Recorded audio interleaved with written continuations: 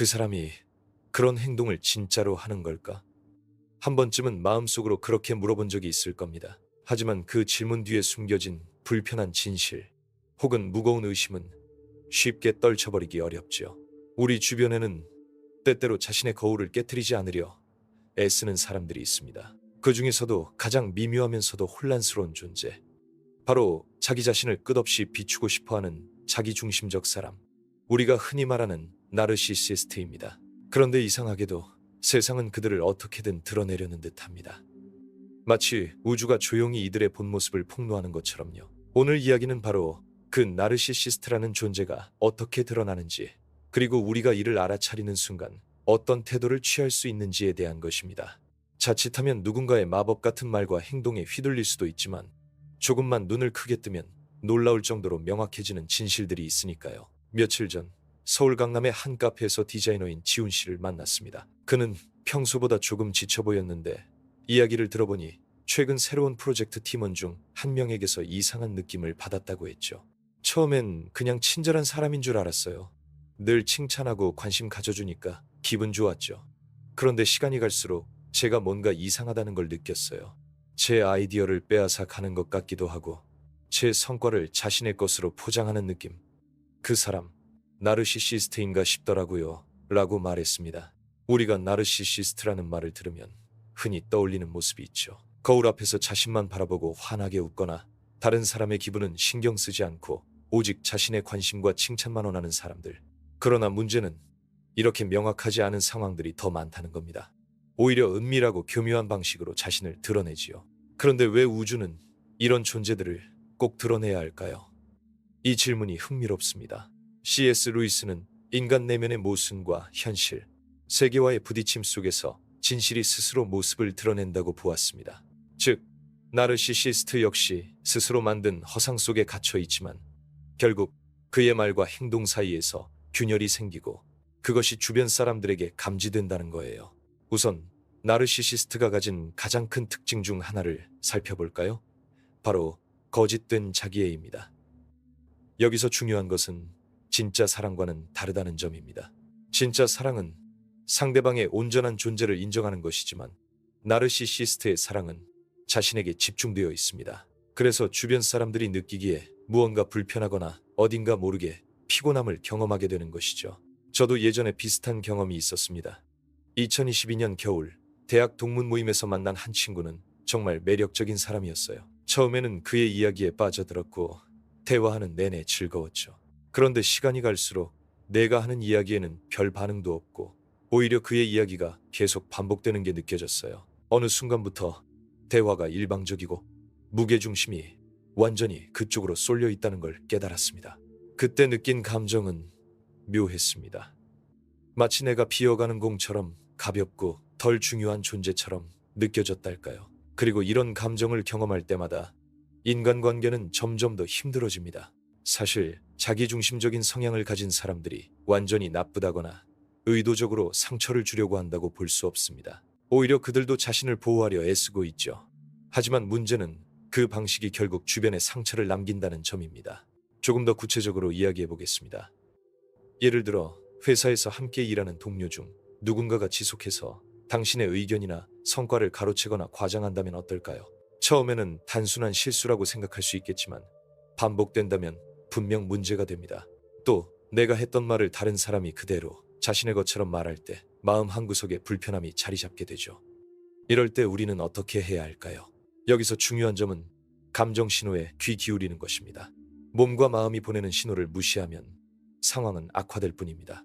제가 추천드리고 싶은 간단한 연습 하나가 있습니다. 먼저 하루 동안 자신에게 불편함이나 짜증 같은 감정이 드는 순간을 주의 깊게 관찰해 보세요.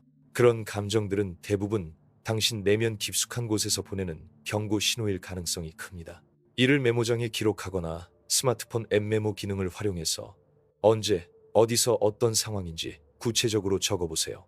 그 다음에는 그 상황에서 상대방의 말투나 행동 중 무엇이 특히 당신에게 영향을 미쳤는지를 분석해봅니다. 예를 들어 그 사람이 내 의견을 무시하고 자기 주장만 했다. 혹은 내 성과를 인정하지 않고 넘어갔다. 같은 식으로 구체적으로 표현하는 거예요. 그리고 마지막으로 그날 하루 동안 느낀 감정들을 되돌아보며 다음과 같은 질문을 스스로 해보세요. 내 감정을 이렇게 만든 건 정확히 무엇일까? 그 사람의 어떤 행동 때문에 내가 이렇게 느꼈지?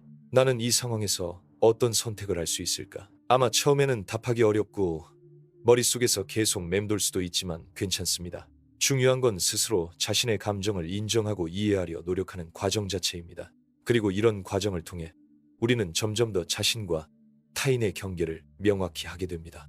그것은 곧 우리 삶에서 건강한 관계를 맺는 첫걸음이지요. 최근에도 비슷한 일화를 들었습니다. 서울 홍대 근처에서 프리랜서 사진 작업을 하는 수진 씨인데요. 작년에 같이 작업했던 클라이언트 중 한 분이 계속 제 아이디어를 자기 아이디어인 것처럼 발표했어요. 라고 말했습니다. 수진 씨가 직접적으로 문제 삼자 상대방은 네 생각인 줄 몰랐다고 둘러댔는데 결국 시간을 두고 보면 진실은 주변 사람들에게 조금씩 드러나게 마련이라고 하더군요. 우주는 마치 누군가 거짓말을 하면 조용히 그것을 폭로하려 기다리고 있는 것 같습니다. 웃음. 물론 이것도 과장일 수 있지만 그렇다고 해서 우리가 눈치채지 못할 만큼 완벽하게 숨길 수 있다는 뜻은 아니겠죠? 그래서 이제부터라도 우리 각자는 그런 작지만 뾰족한 신호들을 놓치지 않는 연습이 필요합니다. 혹시 여러분 주변에도 자신만의 허상을 만들려고 하는 사람이 있다면 오늘 이야기와 함께 자신의 느낌에 솔직해져 보세요. 댓글로 여러분 생각이나 경험도 자연스럽게 나눠주시면 좋겠습니다. 혼자가 아니라는 걸 알게 되니까요. 지금까지 이야기한 첫 번째 핵심 포인트는 나르시시스트들이 결국 자신들의 허상을 유지하려다 발생하는 언행의 불일치를 인식하는 능력입니다. 쉽게 말하면 말과 행동 사이에 어색하거나 낯선 틈새가 있을 때 우리는 깨어 있어야 한다는 것이죠. 그리고 그런 틈새들은 자주 반복되기 때문에 패턴으로 발견할 수 있습니다. 잠깐 쉬어볼까요? 생각해보니 이 부분에 대해 개인적으로도 재미있는 경험이 있습니다. 몇 년 전 회사 워크숍에서 새 팀장을 처음 만났는데 처음 며칠 동안 그는 모든 직원에게 따뜻하고 관심 많은 척했어요. 하지만 곧 팀원 회의 중 자신의 업적만 부풀리고 동료들의 의견은 깡그리 무시하는 모습으로 변했답니다. 뭐랄까, 마치 연극 배우 같았달까. 당연히 팀 분위기는 금세 냉랭해졌고 저뿐 아니라 모두 빠르게 그 행태를 알아챘죠. 그때 저는 결국 진짜 모습이라는 건 숨길 수 없는 법이다 라는 생각을 했습니다. 그리고 그 인식을 기반으로 작은 습관 하나를 만들었어요. 누군가 내 앞에서 너무 자주 자기 칭찬이나 과장을 한다면 잠깐 멈춰서서 왜 저럴까 하고 스스로 묻기. 또 그런 순간에는 내 감정 상태도 한번 체크하기. 당신도 해볼 수 있는 아주 간단한 연습입니다. 혹여 상대방 때문에 마음이 복잡해질 때마다 이렇게 스스로에게 질문하세요. 지금 상대방의 말과 행동 사이에 차이가 있지는 않은가? 내 마음속에서는 어떤 알림음이 울리고 있나? 그러면서 자연스럽게 자신만의 경계선을 세워가는 것이 중요하니까요. 참고로 이런 연습 덕분인지 저는 요즘 좀 더 편안하게 인간관계를 바라볼 수 있게 됐답니다. 그리고 이제 기억해야 할 또 하나, 나르시시스트들은 종종 다른 사람들을 이용하려 들지만 정작 자신들도 깊은 불안을 안고 있다는 사실입니다. C.S. 루이스가 말하길 누구나 마음속 깊은 곳에서는 진실된 사랑과 공감을 갈망한다면서 진짜 문제는 그것을 표현하거나 받아들이기가 어렵다는 것이죠. 그래서 우리는 단순히 그들의 겉모습만 보고 판단하기보다 조금 더 넓은 시선으로 상황 전체를 이해해야 합니다. 물론 쉽지는 않지만 솔직히 쉽다면 저도 벌써 다 했겠죠. 그래서 조금씩 내가 느끼는 것을 존중하며 차분하게 관찰하는 자세가 필요합니다. 오늘 이야기 시작 부분에서 지훈 씨와 같은 사례처럼 우리 모두 어느 날 문득 누군가와 관계 속에서 이상함을 직감할 때 바로 이 연습들이 도움이 될 겁니다. 마지막으로 부탁드리고 싶은 것은 오늘 말씀드린 내용이나 본인이 경험했던 비슷한 순간들, 사람들과 공유하고 싶은 생각들을 댓글로 편하게 남겨주세요. 서로의 이야기가 누군가에게 작은 빛이 될 수도 있으니까요. 자, 이제 막 시작했는데 여기까지 와주셔서 고맙습니다. 앞으로 이어질 이야기에서는 이 주제를 좀 더 심층적으로 파헤쳐 보겠습니다. 그러니 기대해 주세요. 말 나온 김에 커피 한잔하며 천천히 돌아볼 시간도 가져봐야겠네요. 그날 저녁 집으로 돌아가는 길에 문득 떠오른 생각이 있었습니다. 나르시시스트라고 불리는 사람들이 단순히 자신을 과대 포장하는 것 이상의 무언가를 숨기고 있다는 점 말이죠. 이전에 이야기했던 허상과 말, 행동의 불일치뿐만 아니라 그들이 주변 사람들을 어떻게 조종하는지에 대해서도 조금 더 깊게 들여다볼 필요가 있었습니다. 두 번째로 이야기하고 싶은 것은 바로 감정 조작입니다. 나르시시스트들은 자신이 원하는 방향으로 상황을 이끌기 위해 때로는 감정을 이용하거나 왜곡합니다. 그 방법은 다양한데 상대방을 죄책감에 빠뜨리거나 동정을 유발하고 때로는 희생자 코스프레를 하기도 합니다. 이런 방식은 상대방을 혼란스럽게 하고 스스로의 의지를 잃게 만드는 효과가 있지요. 서울 종로구에서 일하는 29살 마케팅 담당자인 혜진 씨의 경험이 떠오릅니다. 처음에는 동료인 민수가 참 다정하게 느껴졌어요. 제가 힘들 때마다 위로도 해주고 칭찬도 아끼지 않았죠. 하지만 어느 순간부터 일이 꼬이기 시작했습니다. 혜진 씨는 민수가 자신에게 계속해서 내 덕분에 네가 이만큼 버티는 거다라며 은근히 부담을 주는 말을 반복했다고 합니다. 결국 혜진 씨는 내가 이 사람 없이는 아무것도 못할까라는 질문에 갇혀 스스로를 의심하게 되었죠.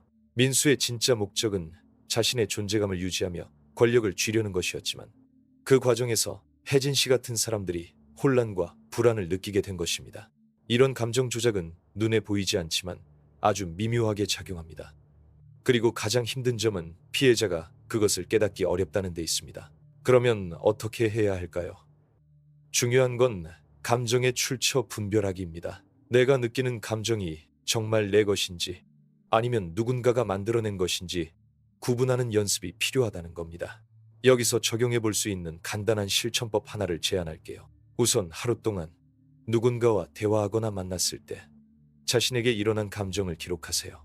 특히 갑자기 마음이 무거워지거나 답답해지는 순간들을 주목합니다. 그 다음에는 그때 상황에서 자신의 감정을 잠시 멈추고 이 감정은 나에게서 온 걸까? 아니면 상대방 때문일까? 라는 질문을 던져보세요. 예를 들어 누군가가 당신에게 너 때문에 내가 이렇게 힘들다고 말했을 때 그 말 한마디에 가슴이 답답해지고 죄책감을 느꼈다면 과연 내가 진짜 책임져야 할 문제인지 곰곰이 생각해보는 겁니다.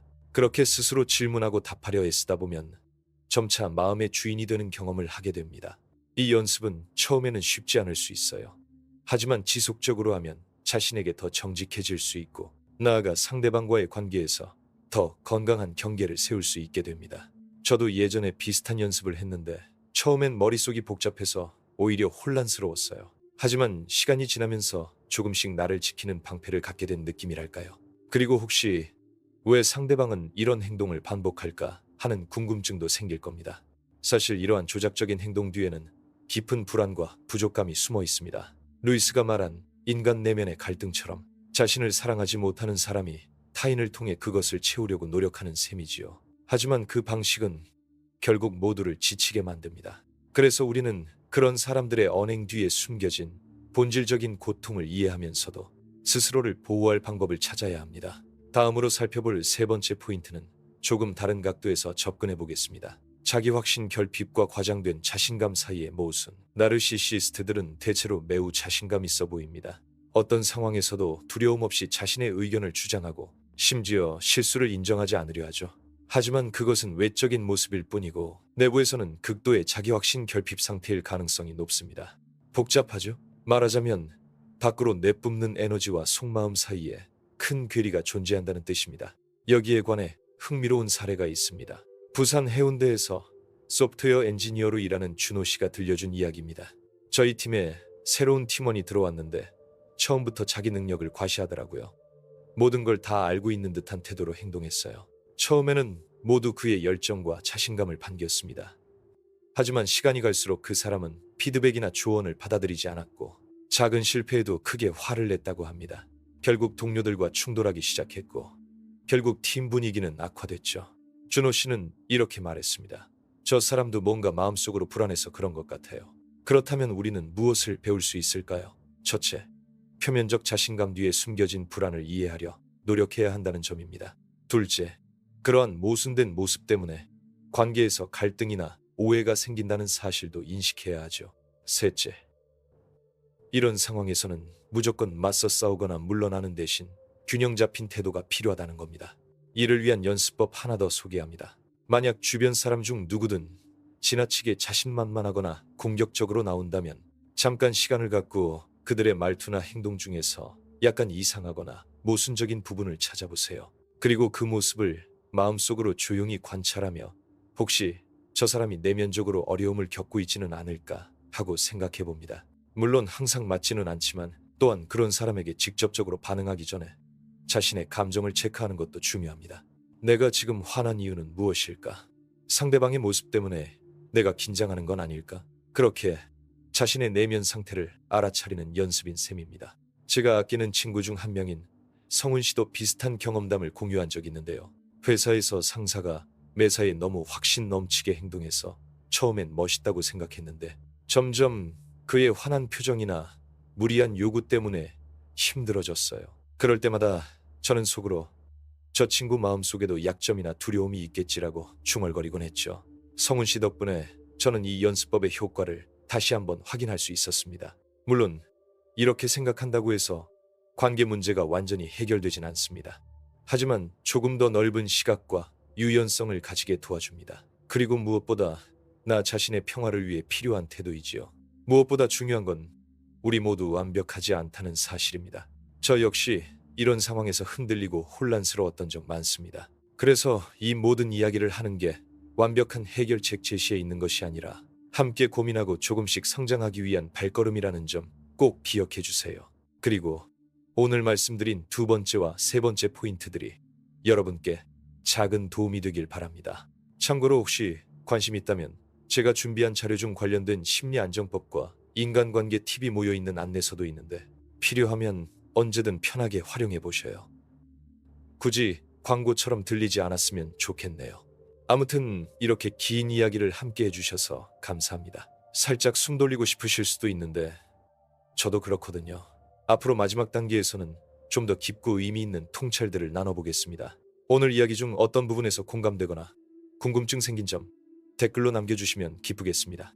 같이 이야기를 나누며 서로 배워가는 과정이니까요. 그날 저녁 서울 한강공원의 잔잔한 바람을 맞으며 걷고 있던 중 문득 한 가지 생각이 스치고 지나갔습니다. 우리가 나르시시스트라고 부르는 이들의 행동 뒤에는 또 어떤 복잡한 심리가 숨어 있을까? 이전에 다뤘던 허상 유지, 감정 조작, 그리고 내면의 불안과 자신감 사이에 모순 외에 남겨진 이야기가 분명히 있을 거라는 느낌이 들었거든요. 그래서 마지막으로 나누고 싶은 개념은 권력과 통제 욕구의 은밀한 작용입니다. 나르시시스트가 자신의 존재감을 확립하기 위해 상대방을 조종하거나 통제하려는 경향은 이미 알려져 있지만 이 권력욕의 미묘한 작동 방식을 깊게 이해할 필요가 있습니다.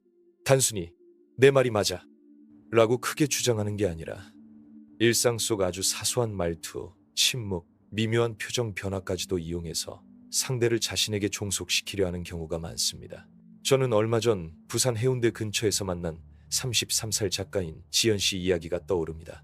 그녀는 최근 원고 작업을 함께하는 편집자와의 관계에서 심리적 압박을 느꼈다고 했죠. 편집자가 제 의견에 계속 반대하면서도 겉으로는 친절한 척해요. 그런데 가끔씩 의미심장한 침묵이나 살짝 비웃는 듯한 표정을 지을 때면 정말 혼란스러워지죠. 지연 씨는 그 편집자가 자신의 자존감을 서서히 갉아먹으면서 동시에 자신에게 의존하게 만드는 듯한 느낌을 받았다고 합니다. 이런 상황은 겉으로는 별일 없어 보이지만 한 번 빠져들면 빠져나오기 쉽지 않습니다. 권력과 통제라는 주제가 무거울 수 있지만 인간관계에서 종종 이런 숨겨진 힘 겨루기가 벌어진다는 걸 인식하는 것만으로도 상당한 도움이 됩니다. 그렇다면 우리는 어떻게 대응할 수 있을까요? 여기서도 작은 연습 하나를 소개해드리고 싶습니다. 일상에서 누군가와 대화하거나 만날 때 상대방이 내게 어떤 방식으로 영향을 미치는지 세심하게 관찰해보세요. 특히 말로 표현하지 않는 비언어적 신호들, 예를 들어 눈빛, 표정, 목소리 톤 같은 것들을 주목하는 겁니다. 그리고 그런 신호들이 당신의 감정이나 행동에 어떤 변화를 일으키는지 기록해보세요. 그 사람이 잠깐 침묵했을 때 내가 갑자기 긴장했다. 미소 뒤에 숨겨진 냉소적인 느낌 때문에 기분이 이상했다. 이런 식으로 구체적인 경험을 적어나가면 무의식적으로 일어나는 권력 게임을 파악하는 데 도움이 됩니다. 그리고 그 과정에서 자신에게 묻습니다. 내가 이 상황에서 진짜 하고 싶은 말은 무엇인가? 내 감정을 존중하며 어떻게 대응할 수 있을까? 간단하지만 효과적인 자기 점검법입니다. 저 역시 예전에 비슷한 연습 덕분에 불필요한 갈등에서 벗어난 경험이 있습니다.